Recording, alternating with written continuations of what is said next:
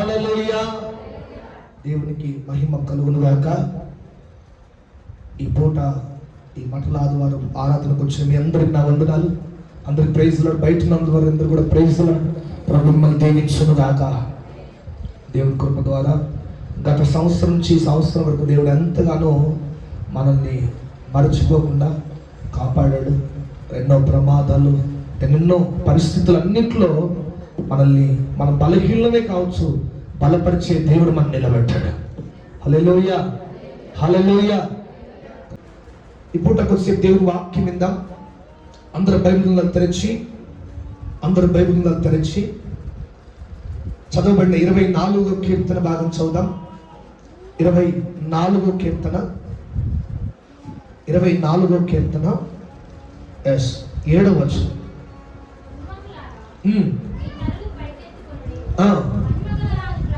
మహిమగల రాజు ప్రవేశించున్నట్లు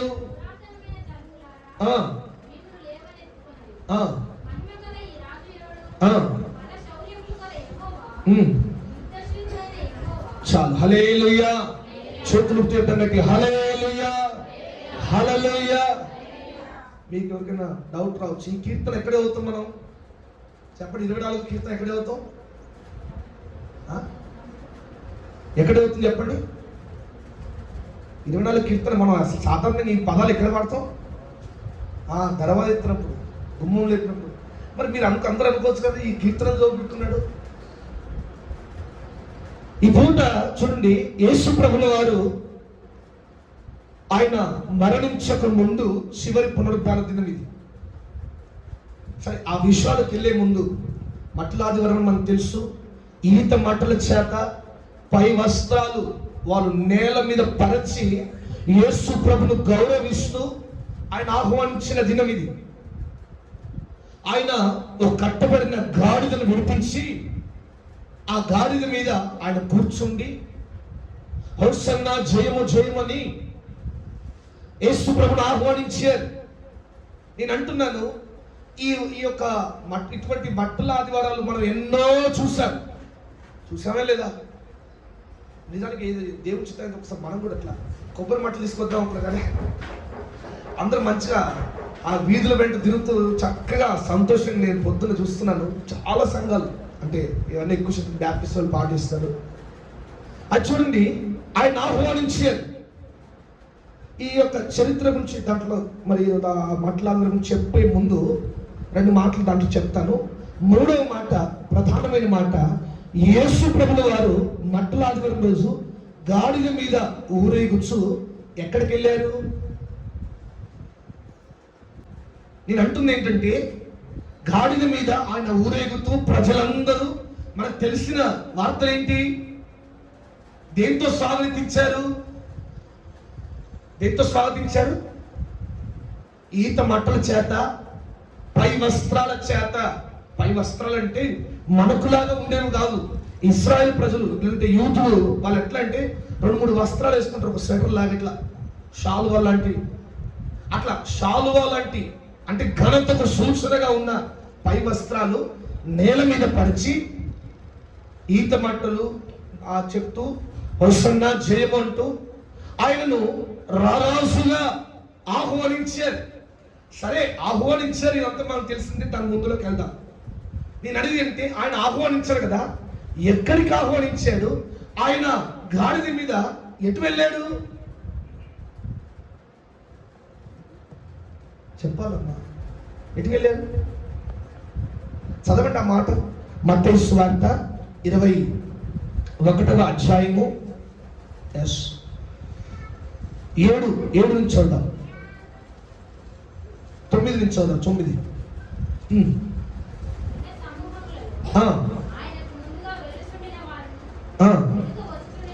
వెనుక వచ్చుచుండు ఉన్న వారును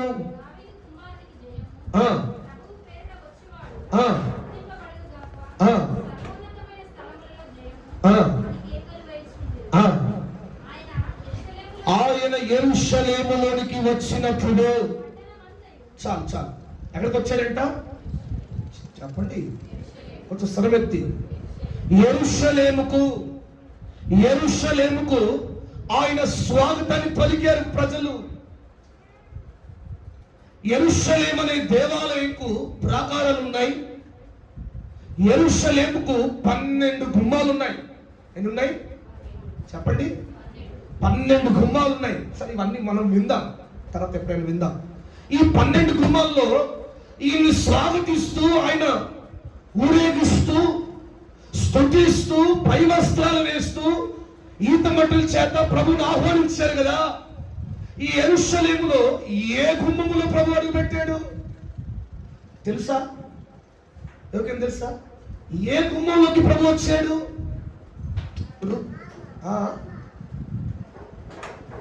ఏ గుమ్మము?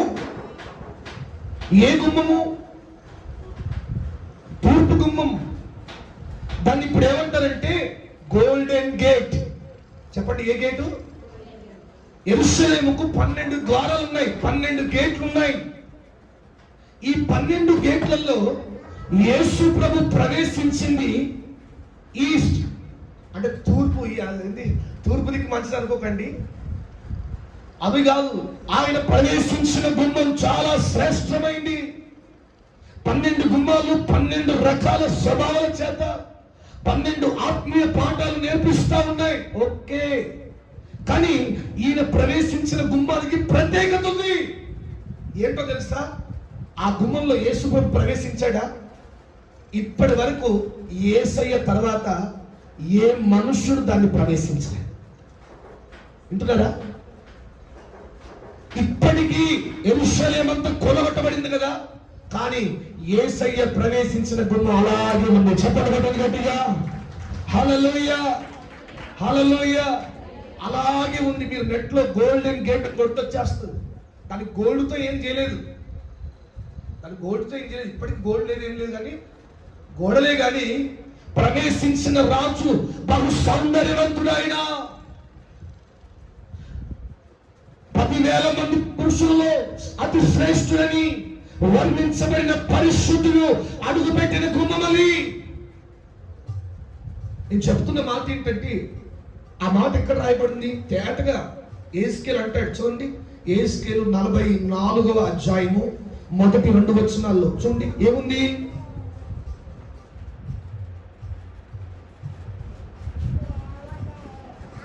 యెహెజ్కేలు 44వ అధ్యాయము మొదటి 2 వచనాలు.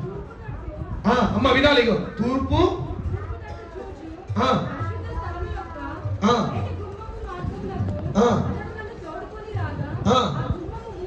ఆ గుమ్మము మూయబడి ఉన్నది.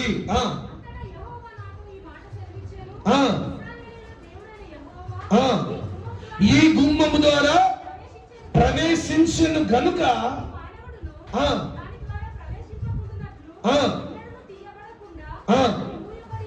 అది మూయబడే ఉండెను. హల్లెలూయా. చేతుల పైన చెప్తాం గట్టి హల్లెలూయా. అందుకే దాన్ని గోల్డెన్ గేట్ అంటున్నారు. రారాజైన యేసయ్య అడుగు పెట్టిన స్థలం. దాన్ని గోడతో మూసేశారు ఆ గేట్. మీకు విషయం తెలుసా? ఏ ద్వారంలో, ఏ గోల్డెన్ గేట్ లో యేసయ్య సజీవుడిగా ఉన్నప్పుడు అడుగు పెట్టాడో తర్వాత ఏ మనుష్యుడు అడుగు పెట్టలేదు కదా. మరి ఆ గుమ్మము, ఆ గోల్డెన్ గేట్ మూయబడి ఉంది. సుమారుగా 2025 సంవత్సరాలుగా మధ్యలో కూలిపోయినప్పటికీ దాన్ని కట్టారు, కానీ దాంట్లో ఆ గుమ్మాన్ని మూసివేశారు. మీకు విషయం తెలుసా? అందరూ వినాలి. ఆ గోల్డెన్ గేట్ మూయబడిన ఆ గుమ్మము తెరవబడబోతా ఉంది. ఆమె చెప్పండి గట్టిగా హల్లెలూయా. తెరవబడే సమయం రాబోతా ఉంది. ఎప్పుడు? ఎవరు తెలుస్తారు? ఎవరు అడుగు పెడతారంటే జీవం గల దేవుడు 2వ రాకడలో రాబోతున్నాడు. ఒలీవల కొండ మీద ఆయన అడుగు పెట్టి నేరుగా ఆ గోల్డెన్ గేట్ తెరవబడుతుంది. ఆ గోల్డెన్ గేట్ తెరవబడుతుంది. రారాజుగా ఆయన అడుగు పెట్టి యెరూషలేమును కేంద్రముగా చేసి 1000 ఏళ్ల పరిపాలన ప్రారంభించబడబోతా ఉంది. హల్లెలూయా, హల్లెలూయా, హల్లెలూయా. నేనంటాను ఈ యొక్క గోల్డెన్ గేట్ దేనికి సూచన ఉందంటే విజయానికి సూచనగా ఉంది. విజయానికి సూచనగా ఉంది. దేనికి చెప్పండి? విజయానికి సూచనగా ఉంది. ఈ గోల్డెన్ గేట్ లో ప్రవేశించిన సర్వాధికారి అయిన దేవుడు రారాజుగా ప్రవేశించాడు. ఆయన విజయ వీరుడిగా ప్రవేశించాడు. నేను అంటున్నాను, మనమందరం కూడా ఆయనతో పాటు రెండవ రాకల్లో ఆ ప్రవేశాన్ని పొందుకుంటుగాక. ఆమె చెప్పండి గట్టిగా. మిగతా గుమ్మాల్లో కొన్ని ఉన్నాయి, ఇప్పుడు కొన్ని కాలిపోయినాయి. ఒక్క విలాప గోడ తప్ప, ఏడుపుల గోడ తప్ప ప్రాకారాలన్నీ కొల్లగొట్టబడ్డాయి. ఒకప్పుడు యెరూషలేమున స్థలంలో ఇప్పుడు మసీదు ఉంది. ఇప్పుడు ఆల్రెడీ సిద్ధమవుతా ఉంది. ప్రార్థన చేయండి, సిద్ధపడండి, దేవుడి రాకడ సమీపిస్తా ఉంది. మయన్మార్ దేశంలో భూకంపాలు వచ్చి 50 అంతస్తుల మేడలు కూడా కూలిపోతా ఉన్నాయి. ఇంకా బాప్తిసం లేకుండా, ఇంకా రక్షణ లేకుండా ఎంతకాలం ఉంటావు? ఇంకా ఎంతకాలం నీ జీవితాన్ని వ్యర్థమైన వారు ప్రవేశించినట్టు చేస్తావు? ఈరోజు నీ జీవితం అనే గుమ్మం, నీ హృదయం అనే గుమ్మం తెరవబడాలి. ఎవరు ప్రవేశించడానికి? లోకపు వ్యర్థమైన మాటలు ప్రవేశించడానికి కాదు, లోకపు మనుషులు ఉండడానికి కాదని. నీ హృదయం, నీ జీవితం రారాజైన యేసయ్య కొరకు తెరవబడినగాక. చప్పట్లు కొట్టి ప్రభునామం పలికినట్టుగా రారాజైన యేసయ్య ప్రవేశించే సమయం ఇదే. ఆయన రాకలో రారాజుగా రాబోతా ఉన్నాడు. ప్రతి గుమ్మం తెరవబడబోతా ఉంది. మూయబడిన గుమ్మం, గోల్డెన్ గేట్ తెరవబడబోతా ఉంది. ఆయన రారాజుగా ప్రవేశిస్తాడు. మరి నీ జీవితంలో ఎవరు ప్రవేశిస్తున్నారు? నీ జీవితంలో హృదయం అనే గుమ్మం మొదటిగా దేవుడు ప్రవేశించడానికే. ఒక లోకంలో ఉన్న సాధారణమైన గుమ్మములోనే ఆయన ప్రవేశిస్తే ఏ మనుషునికి ప్రవేశం ఇవ్వలేదు. అంత విలువైనది, అంత శక్తిగల దేవుడు అడుగుపెట్టిన తర్వాత ఏ మనుషునికి ప్రవేశింపం లేదు ఇప్పటిదాకా. మరి నీ జీవితంలో నీ పరిస్థితి, ప్రతికూలత, అనుకూలతను బట్టి ఎవరెవరికో స్థానాలు ఇస్తున్నావు, ఎవరెవరికో నీ జీవితాన్ని అప్పగిస్తున్నావు. నీ జీవితాన్ని పనికి మాలిన ప్రవేశాల చేత పెడుతున్నావు. విడిచిపెట్టు, ఇదే రక్షణ సమయం. ఇంకా బాప్తిసాలు లేని వారికి దేవుడు అవకాశం ఇస్తున్నాడు. తీర్మానం తీసుకో. నీవు, నీ పిల్లలు, నీ కుటుంబం బాప్తిసం లేకపోతే ఈ పునరుద్ధాన దినం తగిన సమయం ఇదే. దేవుని కొరకు నిలబడాలి. దేని కొరకు? ఏ యొక్క స్థితిగతుల కొరకు, పరిస్థితుల కొరకు నువ్వు ఆగిపోతున్నావా? దేవుడు రాకడ ప్రవేశిస్తా ఉంది. దేవుడు రాకడ రాబోతా ఉంది. ఆయనతో పాటు వెళ్ళాలి మనం. ఆయనతో పాటు గుమ్మంలో వాడు ప్రవేశించాలి. ఇదిగో విజయం పొందిన దేవుడే అడుగు పెట్టాడు. మరి ఏ విజయం పొందుకోని మనము? శరీరకాలంలో విజయం లేదు, నేత్రాశలో విజయం లేదు, జీవపు డంబంలో విజయం లేదు, ఆలోచనలో విజయం లేదు, మన ఆశలలో విజయం లేదు. విజయం పొందుకుంటేనే యేసయ్యతో పాటు ఆ గుమ్మంలో అడుగు పెట్టబోతున్నాం. హల్లెలూయా. మీరు నెట్లో కొట్టొచ్చు, దాని గోల్డెన్ గేట్ అంటారు. ఇప్పటికండి అద్భుతం. యేసయ్యకు ఆ ప్రజలు ఇచ్చిన ఆహ్వానం చాలా గొప్పది. అందుకే ఆయన రారాజుగా మరల రాబోతున్నాడు. ఆయన రాజు అని ప్రజలందరూ ఒప్పుకొని ఆయన చేతికి అప్పగించుకుంటున్నారు. ఆయన రాజు, సర్వశక్తి గల రాజు. ఈ పూట వాక్యం వింటున్న దేవుని బిడ్డలారా, నీవు విజయం సాధించాలి. నీవు నీ పరిస్థితుల్లో విజయం సాధించాలి. పాపిష్టి జీవితంలో విజయం సాధించాలి. మరి విజయం మనంతట మనం సాధించలేము. యేసయ్యను కలిగి ఉంటేనే తప్ప ఈ విజయం మనంతట మనకు రాదు. ఆయన కలిగి ఉంటేనే తప్ప విజయం పొందిన వారికి ప్రవేశం కలగబోతుంది. హల్లెలూయా.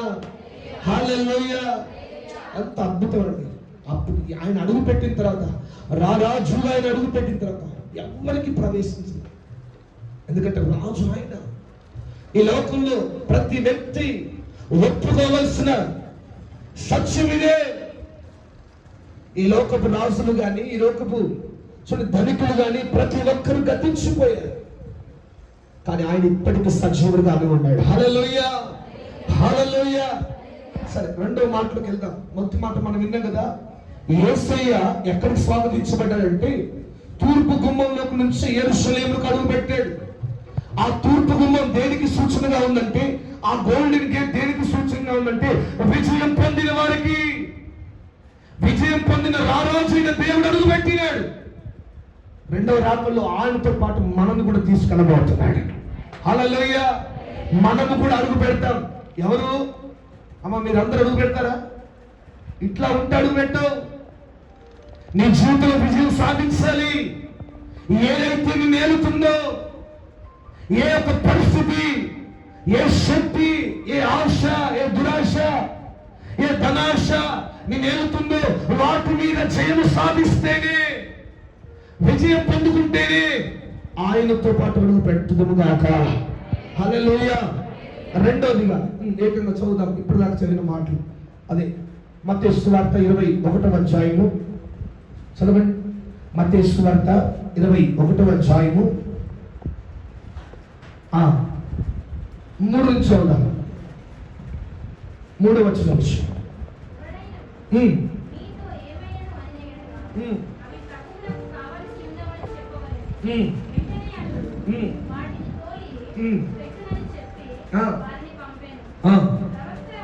ప్రవక్త వలన చెప్పబడినది నెరవేరునట్లు ఇది జరిగెను. చాలు. హల్లెలూయా.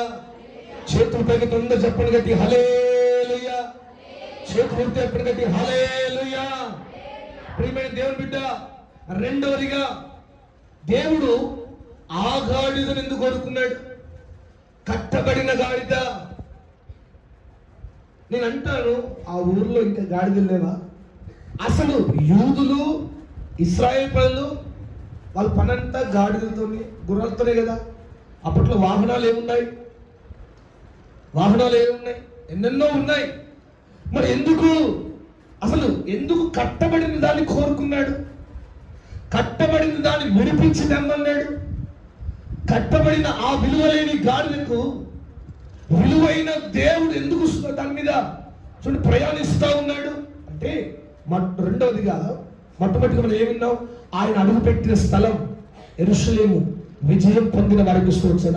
మనం కూడా ఆయన ద్వారా మనం కూడా విజయం సాధించాలి. మన శరీరాశ, లోకము ఆశలు, దురాశ, ధనాపేక్ష ప్రతి విషయంలో విజయం పొందిన వారమై విజయ వీరులతో అడుగు పెట్టదుముగాక. రెండవదిగా ఎందుకు ఈ గాడిదను ఎన్నుకొని విడువచ్చేశాడంటే, రెండో కారణం ఏంటంటే కేవలము అదొక ప్రవచనాన్ని నెరవేర్చడానికి. ఏముంది అక్కడ? 4వ అధ్యాయం 4వ వచనంలో ప్రవక్త వలన చెప్పబడినది నెరవేరునట్లు. ఏ ప్రవక్త చెప్పాడు? జకరియా ప్రవక్త చెప్పాడు. చెప్పండి ఎవరు? చెప్పండి అందరు చెప్పండి ఎవరు? జకరియా. ఎప్పుడు? ఆయన పుట్టక ముందు, ఈ యొక్క సంఘటన జరగక ముందు 700 సంవత్సరాల ముందట. ఎన్ని సంవత్సరాలు? 700 సంవత్సరాల ముందు ప్రవచించబడిన ప్రవచనం. ఇదిగో నీ రాజు దీనుడై గాడిదని ఎక్కువ వస్తాడని, గాడిద మీద వస్తాడని 700 సంవత్సరాల ముందు జకరియా ప్రవక్త ద్వారా చెప్పబడిన ప్రవచనం. 700 సంవత్సరాలైనా చెక్కు చెదరకుండా దాన్ని నెరవేర్చి చూపించాడు. హల్లెలూయా. అది నెరవేరింది. నేను అంటాను, నీకు కూడా దేవుడు మాట్లాడుతున్నాడు. రెండవ మాటగా దేవుడు సెలవిస్తా ఉన్నాడు. నువ్వు దేవుని వాక్యాన్ని నమ్మే వ్యక్తివైతే ప్రతి మాట నీ జీవితంలో నువ్వు దేన్నైతే స్వతంత్రించుకుంటావో, దేని మీద అయితే నమ్మకం ఉంచుతావో, దేని అయితే కలిగి ఉంటావో, ఆ మాట అది 1 సంవత్సరం కావచ్చు, 2 సంవత్సరం కావచ్చు, 7 ఏళ్ళు కావచ్చు, 10 ఏళ్ళు కావచ్చు, 100 ఏళ్ళైనా, నీ పిల్లల తరమైనా నా దేవుడు దాన్ని జరిగిస్తాడు. అమ్మని చెప్పండి గట్టిగా. దేవుడు జరిగిస్తాడు. 700 సంవత్సరాల ముందు ప్రవచనం చెప్తే దేవుడు దాన్ని జరిగించాడు. దాన్ని నెరవేర్చాడు.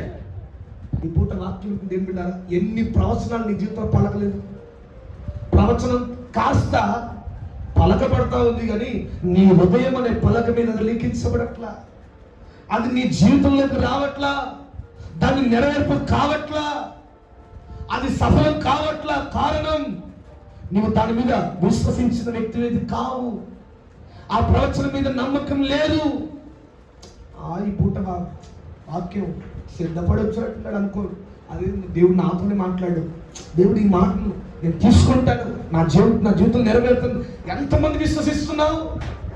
నువ్వు విశ్వసిస్తే ఈ సంవత్సరమైనా లేదంటే ఇప్పుడైనా అది నెరవేరుతుంది. దేవుడు జరిగించి చూపెడతాడు. నేను అంటాను, ఒక సేవకుడు వచ్చి ప్రవచనం పలికాడు. ఏం పలికాడు?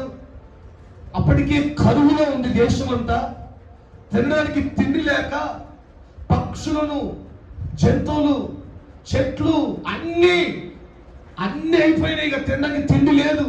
అటువంటి కరువు సిచ్యువేషన్లో ప్రవక్త వచ్చి అంటాడు, రాజా ఇదిగో రేపు ఈ సమయానికి గంపెడు పిండే దొరుకుతుందిరా బాబు, తిండే దొరుకుతలేదురా బాబు, ఉద్యోగాలు లేవు, ఏమి లేవు అంటే ఈయన అంటాడు, గంపెడు పిండి ₹1 దొరుకుతుంది అన్నాడు. ₹1 ఒక మానికడు పిండి, విస్తారమైన పిండి, విస్తారమైన ఆహారం, విలువైన ఆహారం కరువులో ఉన్న ఈ దేశ ప్రజలకు దేవుడు పంపిస్తున్నాడు. అది కేవలం ₹1 ఇంటికే దొరుకుతున్నాడు. సరే, రాజు మౌనంగా ఉన్నాడు. నమ్మాడో నమ్మలేదు పక్క పెడితే రాజు మౌనంగా ఉన్నాడు. పక్కన మంత్రిగా ఉన్న వ్యక్తి ఎందుకండి చూడు ఏమంటాడు దేవుణ్ణే, కొంతమంది దేవుడికి సవాలు విస్తుంటాడు. ఏమంటాడు తెలుసా? బాబు ప్రవక్త, నువ్వు పలికిన ప్రవచనాలు చాలా ఉన్నాయి. ఒక దిక్కు కరువు అంతా, చెరువు అంతా ఎండిపోయింది, మొత్తం ఏముంది, చెరువే ఎండిపోయి దిక్కులేని స్థితిలో ఉంటే విలువైన సొరచాపులు దొరుకుతాయంటావు. దిక్కులేని స్థితిలో ఉన్నావయ్యా అంటే ఇప్పుడు ₹1 దొరికింది. దేవుడు ఆకాశమందు కిటికీలు తెరిచిన ఇది జరగాలంట. ఏమంటాడు? దేవుడు ఆకాశమందు కిటికీలు తెరిచిన ఈ ప్రవచనం జరగదంటాడు. దేవుడికి సవాల్ విసురుతున్నాడు. అంటారు, దేవుడికి సాధ్యం కాదా? చెప్పండి, మీరు చెప్పండి. దేవునికి అసాధ్యమా? అది చెప్తలేదు. దేవుడికి అసాధ్యమా? నేను అంటాను, నీవు అపనమ్మకంగా ఉంటున్నావంటే నీ జీవితంలో కూడా ఏదో అడ్డుగా ఉంది. ఆ అపనమ్మకం గోడ తొలగిపోతుంది తప్ప దేవుని కార్యాలు జరగవు. నువ్వు నమ్మి చూడగల నీ జీవితంలో కానీ, నీ పిల్లల జీవితంలో కానీ, ఉద్యోగాలు కొరతగా ఉన్నా, ఏది ఉన్నా దేవుడు అనుకుంటే, దేవుడు నిర్ణయిస్తే శ్రేష్టమైంది నీ పిల్లలకు దేవుడు పంపిస్తాడు, శ్రేష్టమైంది నీ చేతికిస్తాడు, శ్రేష్టమైన స్థలంలోకి నడిపిస్తాడు. నమ్మాలి. ఈ వ్యక్తి నమ్మకపోవడం వల్ల ఏమంటాడు? వెంటనే ప్రవక్త వచ్చి, ఇదిగో ఇది రేపు జరగడం నువ్వు చూస్తావు కానీ నువ్వు తినవు. ఏమంటాడు? నువ్వు చూస్తావు ఈ ప్రవచనం కానీ నువ్వు దాన్ని పొందుకోవు. ఎందుకంటే నీవు దేవుని కార్యాల్లో అపనమ్మకమైన వ్యక్తివి, దేవుని కార్యాలయంలో వ్యంగ్యంగా మాట్లాడే వ్యక్తివి.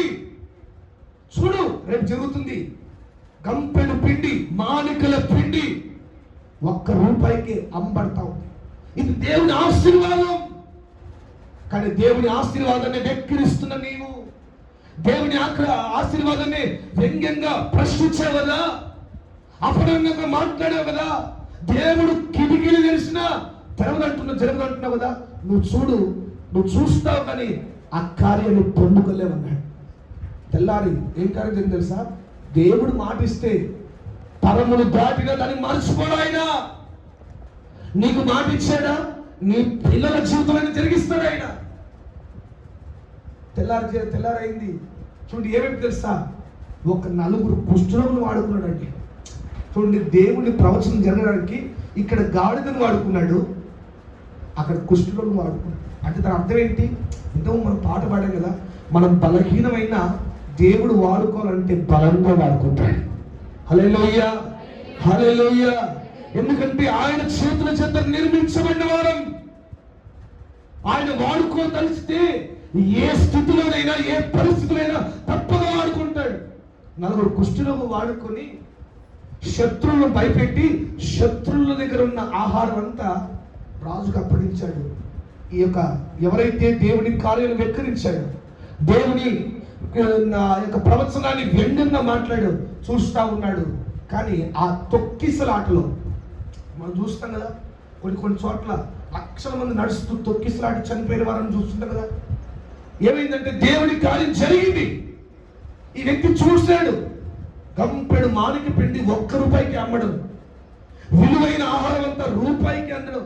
అప్పటిదాకా కరువులో ఉన్న దేశాన్ని చూసిన వ్యక్తి ఈ కార్యాన్ని చూస్తూ చూస్తూ తొక్కిసలాట్లో జనం వేల మంది వచ్చేసరికి ఆ తొక్కిసలాట్లో చనిపోయాడు. సేవకుడు ఏమన్నాడు, నువ్వు చూస్తావు కానీ దాన్ని తినవని చెప్పాడు. ఎందుకు ఈ మాట చెప్తున్నాడంటే, దేవుడు ప్రవచనం ఇస్తే ఏళ్ళ తరబడి తరములు మారినా ఆయన మాట మారదు. హల్లెలూయా, హల్లెలూయా.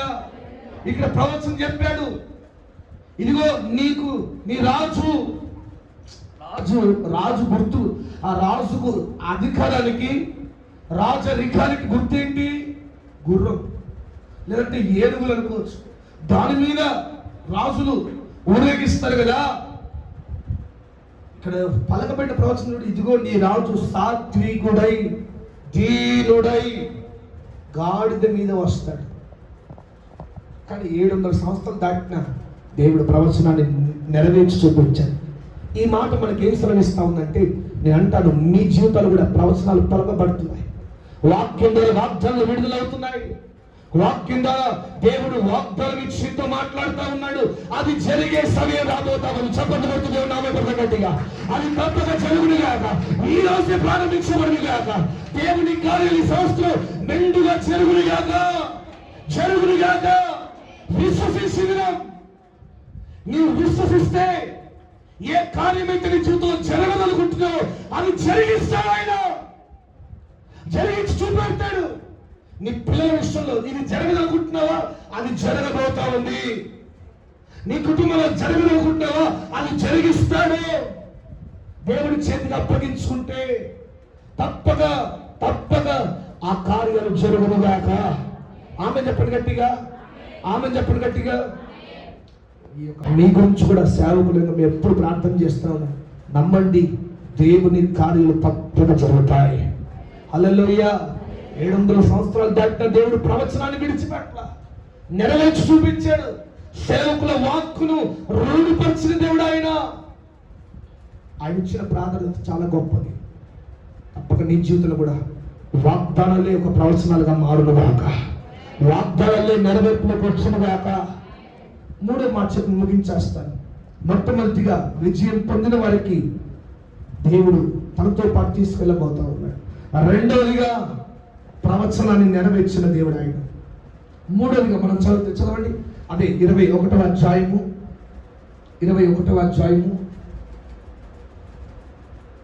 6వ వచనం చదువుదాం.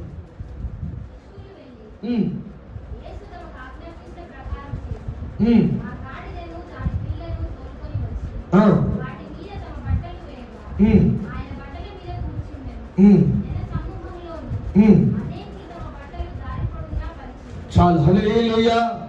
చేతులు పైకెత్తినట్టు హల్లెలూయా, హల్లెలూయా. మొదటిగా విజయం పొందిన వారికి ప్రవేశం కలగబోతా ఉంది.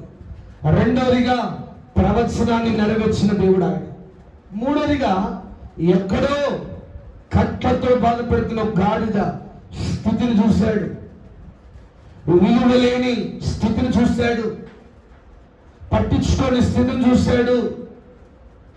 ఎవరి ద్వారా విలువయ్యకుండా కట్టబడిన స్థితిలో మాటలు మోస్తున్న, నిందలు పడుతున్న ఆ స్థితిని చూసిన దేవుడు ఆయన.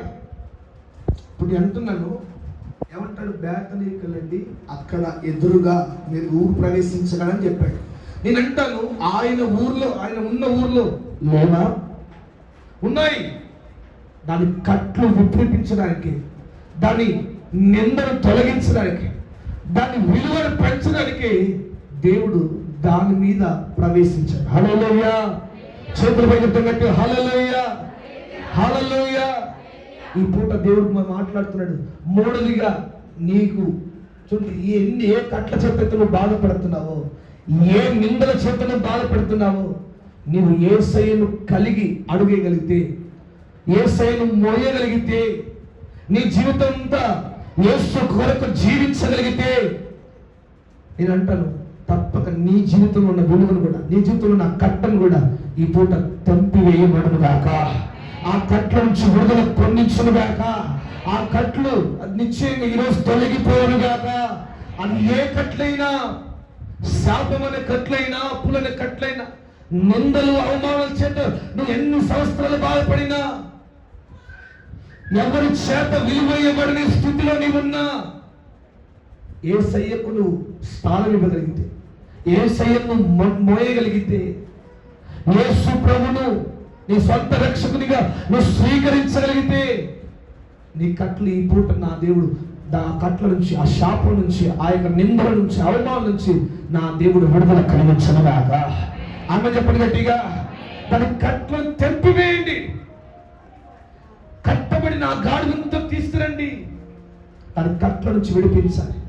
ఈరోజు నీ కట్ల నుంచి విడిపించాలనుకుంటా. శాపం చేత, ఏ బాధల చేత నువ్వు ఏ కట్ల చేత నువ్వు బంధించబడినా, ఏ శక్తుల చేత నువ్వు బంధించబడినా, ఈ మధ్యలో ఆదివారం నీ కట్లు కూడా తెగిపోను గాక, నీ కట్లు కూడా విడిపించబడింది గాక. నీవు కూడా యేసయ్యను మోసే ఒక సాధనంగా వాడబడదు గాక.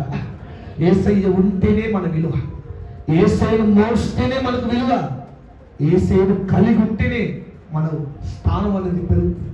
అంతేగాని చూడండి, మోసిన గాడిద ఒక్కసారిగా ఆశ్చర్యపోయిందంట. ఏంటంటే చూడండి, దాని కట్లు తెప్పివేయబడడం దానికి ఆశీర్వాదం అయితే, యేసు ప్రభు ఎక్కిన తర్వాత తన స్థానమే మారిపోయింది. విలువైన వస్త్రాలు నేల మీద పరుస్తున్నారు. ఘనమైన స్వాగతం, ఘనమైన స్వాగతాన్ని పలుకుతున్నారు. అప్పటిదాకా ఏ విలువ, ఏ ఒక ఘనత లేని ఆ గాడిదకు ఎంత విలువ వచ్చింది. యేసయ్యను మోస్తున్నారు. తర్వాత యేసయ్యను మోసిన తర్వాత తిరిగి అదే గాడిద వస్తుంటే ఎవరు పట్టించుకుంటలేరు. అప్పటిదాకా వస్త్రాలు వచ్చిన వారే చూడండి అటు ఎల్లగొడుతున్నారు. యేసు ప్రభువును చూడండి, యేసు ప్రభువును కలిగి లేకుండా నువ్వు ఎక్కడికి వెళ్ళినా నీ విలువ పెరుగుతుంది అనుకోకు. ఆయన ఉంటేనే మనకు విలువ, ఆయన్ను మోస్తేనే మనకు ఘనత, ఆయన ఉంటేనే మన కట్లు విడిపించబడతాయి. కనుక ఈ పూట మూడవగా దేవుడు మాట్లాడుతున్నాడు. దాని కట్లు నుంచి విడిపించడానికే దాన్ని చూడండి ప్రభు కోరుకున్నాడు. విలువలేని ఆ గాడిదను కోరుకున్నాడు. విలువలేని మనల్ని కూడా ప్రభు కోరుకుంటున్నాడు. విలువలేని మనల్ని కూడా ప్రభు కోరుకుంటున్నాడు. ఆయన మోసేవారు కొరకు, ఆయన మోయడం కొరకు, ఆయన మోసే ఒక సాధనంగా నేను వాడతానయ్యా అని తీర్మానం తీసుకురా. ఈ ఉదయకాలం నీ కట్లు విడిపించబడాలి. చూడండి, స్టెఫెను బైబిల్లో స్టెఫెను ఎప్పుడైతే యేసయ్యను కలిగి అడుగు పెట్టాడో చూడండి, హతసాక్షుల లిస్టులో మొట్టమొదటి వ్యక్తిగా మారిపోయాడు. హల్లెలూయా, హల్లెలూయా, హల్లెలూయా. యేసు ప్రభుతో నడిచిన ఎంతో మంది శిష్యులు ఉన్నారు. వారికి ఇవ్వలేని గొప్ప భాగ్యాన్ని స్టెఫెను పొందుకున్నాడు. స్టెఫెన్కి ఆ ఘనత దొరికింది. కారణం తెలుసా? యేసు ప్రభు కొరకు ఆయన యేసు ప్రభును మోయాలని, ఆయన సిలువను మోయాలని, ఆయన్ని ప్రజలకు కనుపరిచేయాలని ఒక ఆశ కలిగి ఉన్నాడు. పౌలు స్త్రీలు ఆయన కలిగి ఆ యొక్క చెరసాలను స్తుతిస్తే వారు కలిగిన ఇనుప సంఖ్యలు కూడా, ఇనుప కట్లు కూడా తెగిపోయినట్టుగా మనం చూస్తాం. హల్లెలూయా, హల్లెలూయా. ప్రియమైన దేవుని బిడ్డలారా, ఈ పూట ఏ కట్లతో ఉన్నా నా దేవుడు నిన్ను విడిపించునుగాక, విడిపించునుగాక. చూడండి, విలువలేని ఆ గాడిదను కోరుకున్నాడు. ఆయన కట్టబడిన ఆ గాడిదను కోరుకున్నాడు. కట్ల చేత మునిగిపోయిన గాడిదను కోరుకున్నాడు. అవమానం చేత నిందించబడిన ఆ గాడిదను ప్రభు స్వీకరించాడు. మరి నిన్ను నన్ను స్వీకరించడా? నిన్ను నన్ను ఆయన కోరుకోలేదా? నిన్ను నన్ను ఆయన చూడండి, ఆయన చేత మనం నిర్మించబడిన వారు కదా. ఈ పూట మనం ఆయన చేతులకు అప్పగించుకోగలిగితే తప్పక నీ విలువ, నీ యొక్క నిలువ అన్నీ మారిపోతాయి. ప్రభు ఆ విధంగా చేయనుగాక. హల్లెలూయా. 3 విషయాలు చెప్పాను. ఒకటి, విజయం పొందిన వారికి రెండవ రాకడలో ప్రవేశం కలగబోతా ఉంది, గోల్డెన్ గేట్లో. రెండవదిగా ప్రవచనం నెరవేర్చు కొరకు దేవుడు ఈ కార్యాన్ని జరిగించాడు. ఆ గాడిద మీద ఆయన ప్రయాణం. మూడవదిగా, కట్టతో అవమాన చెత్తన ఉన్న ఆ కట్టబడిన గాడిద యొక్క కట్లు తెంపి వేయడానికి, ఆ కట్ల నుంచి విడుదల కలిగించడానికి ప్రభు దాన్ని కోరుకున్నాడు. ఈ మూడు విషయాలు మన జీవితాన్ని అన్వయించుకుందాం. ఈ పూట ఆయన ప్రవేశించిన ఆ గోల్డెన్ గేట్, ఆయన ప్రవేశించిన తూర్పు ద్వారం మూయబడింది కదా, రెండవ రాకడలో తెరవబడబోతా ఉంది. ఆయనతో పాటు విజయం పొందుకున్న నీవు, విజయం సాధించిన నీవు, నిన్ను కూడా ఆయన ప్రభు తనతో పాటు తీసుకెళ్ళబోతా ఉన్నాడు. రెండోదిగా, నీ జీవితంలో ఏ వాక్యమైతే, ఏ వాగ్దానం అయితే, ఏ మాట అయితే ప్రవచనంలాగా వాగ్దానంలాగా నేను తాకిందో దాన్ని కలిగి ఉంటే అది తప్పక దేవుడు నెరవేరుస్తాడు. 700 సంవత్సరాలైనా ప్రవచనాన్ని ఆయన విడిచిపెట్టలా, దాన్ని నెరవేర్పుకు తీసుకొచ్చాడు. నీ జీవితంలో ఏ మాటలు ఇచ్చాడు, ఈ సంవత్సరం ఏ మాట నీకు ఇచ్చాడు, ఈ నెల నీకు ఏ వాగ్దానం ఇచ్చాడు, నా దేవుడు అవన్నీ జరిగించను గాక. మూడవదిగా, మన జీవితంలో ఉన్న కట్లు తెంపివేయడానికి దేవుడు మనల్ని కోరుకుంటున్నాడు. ఆయన మోసే గాడిదగా నేను మారుతాను, ఆయన మోసే గాడిదగా, ఆయన మోసే సాధనంగా, ఆయన మోసే చుండి ఒక ఆయుధముగా నేను మారుతానని తీర్మానం తీసుకోగలిగితే తప్పక దేవుడు నిన్ను విడిపిస్తాడు, తప్పక నీ జీవితాన్ని విలువ పెంచుతాడు, తప్పక నీ స్థితిగతులన్నీ నా దేవుడు మార్చుకుదాక. ఆమె చెప్పండి గట్టిగా. అందరూ మోకరించి చిన్న ప్రార్థన చేద్దాం. ప్రభా, ఈ రోజు ప్రభా నీ యొక్క సాధనముగా నన్ను వాడుకోండి అయ్యా. తండ్రి, అయ్యా తండ్రి, నేను నా జీవితంలో విజయం సాధించే వ్యక్తిగా మార్చండి. మరణం మీద విజయం పొందుకున్న దేవుడు ఆయన. సర్వాధికారం కలిగి రాజుగా ఆయన అడుగు పెట్టినారు. ఏ యొక్క విలువ లేని ఆ గాడికి గొప్ప విలువ వచ్చింది ఆయన మోసినందుకు. అందరూ మోకరించి చిన్న ప్రార్థన చేద్దాం. మనల్ని మనం ఆయన చేతికి అప్పగించుకుందాం. ప్రభా, నీకు స్తోత్రం ఆయన. యేసయ్యా, నీకు స్తోత్రమయ్యా. అందరూ మోకరించి అడుగుదాం. ప్రతి ఒక్కరు 2 చేతుల ఆకాశంలో పెట్టి, ఇదిగో ఆయన అడుగు పెట్టిన ద్వారం ఈరోజు విజయాన్ని సూచిస్తూ ఉంది. నువ్వు నీ జీవితంలో ప్రతి పరిస్థితి మీద విజయం సాధించాలి అని ప్రభు కోరుకుంటున్నాడు. విజయం పొందుకోగలిగితే శరీరాస్తుల మీద, క్రియల మీద, పాపం మీద, శాపం మీద విజయం పొందుకోవాలి. విజయం పొందుకున్న వారికే ఆయనతో పాటు రెండవ రాకడలో ప్రవేశం కలగబోతా ఉంది. ఇదిగో ఇన్నేళ్లుగా మూయబడిన ఆ గోల్డెన్ గేట్ ఆయన రాకడలో తెరవబడబోతా ఉంది. రక్షణ కలిగిన వారికి ప్రవేశం, విజయం సాధించిన వారికి ప్రవేశం. దేవుడున్నారా, ఇంకా ఇంకా నీవు రక్షించబడిన స్థితిలో ఉన్నావా? బాప్తిసం లేని స్థితిలో ఉన్నావమ్మా? దేవుడితో మాట్లాడుతున్నాడు. ఇదే తగిన సమయం. నీవు నీ కుటుంబం రక్షించబడాలి. యేసయ్యతో పాటు మనం ప్రయాణించే వారిగా మారాలి. యేసయ్యతో పాటు నడవాలంటే రక్షణ ఖచ్చితం. ఇదిగో నీకు ఇచ్చిన వాగ్దానం ఆయన మర్చిపోయాడు. నేను అనుకుంటున్నాను, నాకు ఇచ్చిన పిలుపు మర్చిపోయాడు, నాకు ఇచ్చిన మాట మర్చిపోయాడు, నాకు ఇచ్చిన వాగ్దానం ప్రభు ప్రక్కన పెట్టేశాడేమో. లేదు, 700 సంవత్సరాలు దాటిన ప్రవచనాన్ని మర్చిపోకుండా దాన్ని జరిగించిన దేవుడు ఆయన. సేవకుల వాక్కుకు ఎంతగా విలువించాడు. నీ జీవితానికి విలువబడుతున్నాడు. ఈ యొక్క పునరుద్ధరణ దినం నీకు ఇచ్చిన ప్రతి మాట జరగబోతా ఉంది. నీ పిల్లకి ఇచ్చిన ప్రతి మాట జరిగించబోతా ఉన్నాడు. నీ కుటుంబానికి ఇచ్చిన ప్రతి మాట ఆయన నిరర్థకం చేయడు. ఆయన దాని దేవుడు క్రియల్లోకి నడిపించబోతా ఉన్నాడు. విశ్వసించగలిగితే, ఆ మాట మీద నమ్మకం కలిగి ఉండగలిగితే, ఎలీషా చెప్పిన ప్రవచనం ఆ దేశంలో నెరవేరింది. నీకు ఇచ్చిన ప్రవచనం కూడా ప్రభు జరిగించబోతా ఉన్నాడు. నీకు ఇచ్చిన వాగ్దానం కూడా ఇదిగో రానున్న దినాల్లో నెరవేర్చబడబోతా ఉంది. నీ పిల్లకి ఇచ్చిన ప్రతి మాట, నీకు ఇచ్చిన ప్రతి వాగ్దానం నా దేవుడు జరిగించబోతా ఉన్నాడు. నా దేవుడు జరిగించబోతా ఉన్నాడు. నా దేవుడు దాన్ని నెరవేర్చబోతా ఉన్నాడు. ఆ మాటలు ప్రతిభ పెట్టలేదు ఆయన. నీ జీవితంలో జరిగించడానికి ఆలస్యం చేస్తా ఉన్నాడు. మూడోదిగా, నీ కట్లు విడిపించబడాలని ఈరోజు దేవునితో మాట్లాడుతున్నాడు. నీవెన్నో కట్ల చేత బాధపడుతున్నావు, రోగాల కట్ల చేత బాధపడుతున్నావు, వ్యాధుల చేత బాధపడుతున్నావు, అప్పుల చేత, శాపమైన కట్ల చేత బంధించబడిన నిన్ను విడిపించాలని, నువ్వు విడుదల పొందుకోవాలని, నువ్వు విడుదల పొందుకోవాలని, నీ జీవితంలో విడుదల చూడాలని ప్రభు కోరుకుంటున్నాడు. నిందల చేత, అవమానాల చేత, ఆర్థికంగా ఇబ్బందుల చేత నువ్వు ఎంతగానో ఇబ్బంది పడుతున్నావు. ఆ కట్ల చేత బయటికి రాలేకపోతున్నావు, విడుదల పొందుకోలేకపోతున్నావు. నీ జీవితాన్ని విడిపించబోతున్నాడు. నీ కుటుంబాన్ని పట్టిన బానిసత్వం నుంచి నా దేవుడు విడిపించబోతున్నాడు. ఈ పూట నీకు విడుదల కలగబోతా ఉంది. దేవునికి విడుదల కలిగించబోతా ఉన్నాడు. నీ పిల్లలు బానిసత్వంలో ఉన్నారేమో, త్రాగుల్లో ఉన్నారేమో, లోకపు అలవాట్లు మగ్గిపోయిన వారుగా ఉన్నారు. వారికి విడుదల కలగబోతా ఉంది. వారికి విడుదల కలగబోతా ఉంది. ఈ రోజు దేవుడు వారిని విడుదల పోతా ఉన్నాడు. ఆయన వారి కట్లు తెప్పవేయబోతా ఉన్నాడు. ఆయన పౌలు శిలువను స్తుతిస్తే చెరసాల కట్లు తెంపివేసినట్టుగా విడుదల లేని ఆ గాడిదను, కట్టబడిన ఆ గాడిదను కట్ల చిన్న విడిపించాలని పౌలు ఆ గాడిదను కోరుకున్నాడు. విడుదల లేని ఆ గాడిద యేసును మోసినప్పుడు ఘనమైన విడుదల వచ్చింది. ఈ పూట నువ్వు యేసు ప్రభును మోసే వ్యక్తిగా, ఆయన సిలువను మోసే వ్యక్తిగా, ఆయన్ను మోయడం అంటే ఆయన సేవను మోయడం, ఆయన ప్రేమను మోయడం, ఆయన ప్రేమను, ఆయన సువార్తను మోయడం, లోకానికి ఆయన ప్రేమను ప్రకటించడం, సువార్తను ప్రకటించడం, తెలియని వారికి యేసు ప్రభును పరిచయం. ఇలా తీర్మానం తీసుకుని విడుదల సమీపించి దేవునికి విడుదల కలిగించబోతా ఉన్నాడు. హల్లెలూయా, హల్లెలూయా, హల్లెలూయా.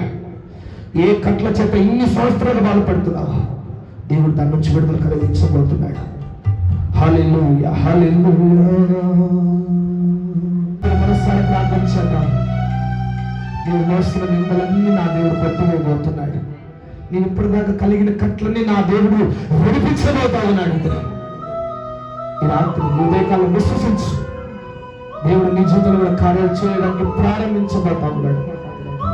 నీ జీవితంలో పలికిన ప్రతి మాట నా దేవుడు జరిగించబోతా ఉన్నాయి. పలికిన వాగ్దానాలన్నీ జరగబోతా ఉన్నాయి. నువ్వు విజయం సాధించబోతా ఉన్నా. యేసయ్యతో కలిసి అడుగు పెట్టబోతా ఉన్నా. ఈరోజు అందరూ ప్రార్థించేద్దాం. అవును, యేసు ప్రభు ఆ తూర్పు గుమ్మం ద్వారా, ఆ గోల్డెన్ గేట్ ద్వారా ఆయన అడుగు పెట్టాడు. ఆయన అడుగు పెట్టిన ఆ గుమ్మం ఇంకెవరు అడుగు పెట్టడానికి వీలు లేకుండా దాన్ని మూసివేయడం జరిగింది. ఎస్, నీ జీవితంలో కూడా నీ హృదయం అనే గుమ్మం, నీ జీవితం అనే గుమ్మంలో యేసయ్య అడుగు పెడుతున్నాడు. ఆయనకు ఎవరు ప్రవేశిస్తున్నారు? మహిమ గల రాజు ప్రవేశించడానికి నీ హృదయాన్ని తెరవబడుతుందా? లేదు, ఆ హృదయం తెరవబడింది మహిమ గల రాజు ప్రవేశించడానికి. ఇప్పుడు మనం ప్రార్థన చేద్దాం. అందరం మోకరించి ప్రార్థనలోకి వెళ్దాం. యేసయ్యతో అడుగు పెట్టాలి. యేసయ్యతో అడుగు పెట్టాలంటే ఇదిగో నీవు ఈ లోకం మీద, సమస్యల మీద, శైలాశల మీద విజయం పొందుకోవాలి. విజయం పొందిన వారికి ఆ గుమ్మంలో దేవుడు ప్రవేశించబోతున్నాడు. రెండవదిగా దేవుడు మాట్లాడాడు, ప్రవచనాన్ని నెరవేర్చాడు. 700 సంవత్సరాల ముందు చెప్పబడిన ప్రతి మాట అక్షరమైన పొల్లైనా పోకుండా దేవుడు జరిగించాడు. నీ జీవితంలో ఏ వాగ్దానం అయితే ఈ సంవత్సరం ఇచ్చాడో, ఏ మాట అయితే ఈ నెల ఇచ్చాడో, ఏ మాట అయితే ఈ పూట పలికాడో, అది నీ జీవితంలో జరగబోతా ఉంది. నీ పిల్లల విషయంలో జరగబోతా ఉంది. మూడవదిగా ప్రభు మాట్లాడాడు, నీ కట్లు విడిపించాలని నేను కోరుకుంటున్నాడు. నీ కట్ల నుంచి నేను విడిపించాలని, సమస్యలనే కట్ల నుంచి, ఇబ్బందులు ఇరుకులనే కట్ల నుంచి, నిందలనే కట్ల నుంచి, నువ్వు మోస్తున్న అవమానం అనే కట్ల నుంచి నిన్ను విడిపించాలని ప్రభు కోరుకుంటున్నాడు.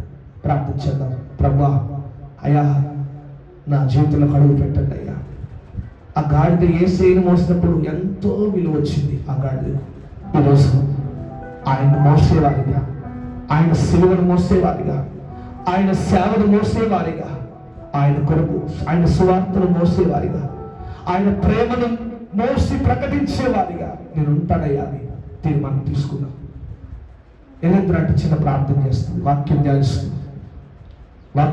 చిన్న ప్రార్థన చేద్దాం. ఎలాంటి చిన్న ప్రార్థన చేస్తుంది. ఈ పూట ప్రతి ఒక్కరు తీర్మానించుకోండి, దేవా నా జీవితంలో అవకాశం ఇవ్వండి.